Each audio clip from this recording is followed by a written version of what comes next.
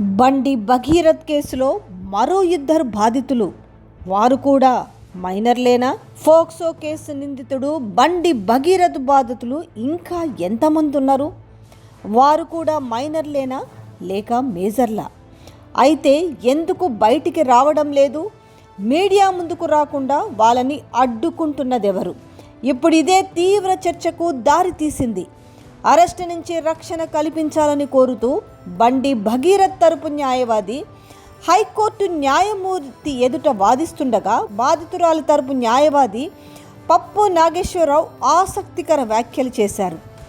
ఈ ఫోక్సో కేసులో బండి భగీరథ్కు బెయిల్, అరెస్టు నుంచి ముందస్తు ఊరట ఎందుకు ఇవ్వకూడదో చెబుతూనే భగీరథ్ చేతిలో దారుణంగా మోసపోయిన బాధితులు కొందరున్నారని న్యాయమూర్తి జస్టిస్ మాధవీదేవికి వివరించారు.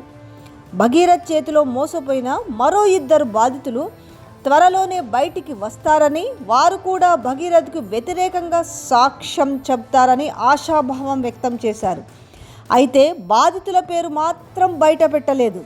విద్యార్థి దశ నుంచే అతని అరాచకాలు దారుణంగా ఉండడం, విద్యార్థులే బాధితులుగా ఉండడంతో పలుమార్లు మీడియాలో కూడా వార్తలు ప్రసారమయ్యాయి.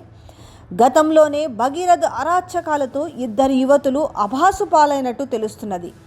ఆ ఇద్దరు ఎవరనేది బాధిత బాలికకు, న్యాయవాదికి మాత్రమే తెలుసు.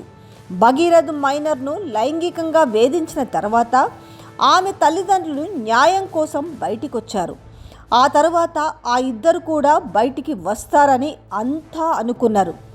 తమకు జరిగిన అన్యాయాన్ని న్యాయవాది నాగేశ్వరరావుకు వారు వివరించడంతో న్యాయమూర్తి దృష్టికి తీసుకెళ్లారు. ఈ విషయం బయటికి పొక్కడంతో వారు బయటికి రాకుండా బండి భగీరథ్ తరపున అదృశ్య శక్తులు అడ్డుకున్నట్టు తెలిసింది. బాధితులను భయపెట్టి ఉండొచ్చనే అనుమానాలున్నాయి. ఆ ఇద్దరు కూడా మైనర్లే అయితే భగీరథ్ భారీ మూల్యం చెల్లించుకోక తప్పదు.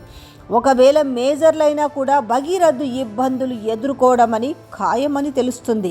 భగీరథ్ ఓ మైనర్ని మోసగించిన వ్యవహారం బయటికి రావడంతో అతని తండ్రి వైపు అభిమానులు, రాజకీయ నేతలు, భగీరథ్ అనుచరులు ఆ బాలిక ఐడెంటిటీని బయట పెట్టారు.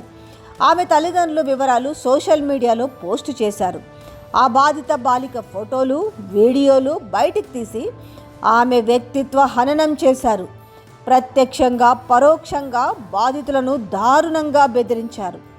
ఈ స్థాయిలో దుష్ప్రచారం చేయడం వల్లనే మిగతా బాధితులు కూడా బయటికి రావడం లేదనే అనుమానాలు ఉన్నాయి.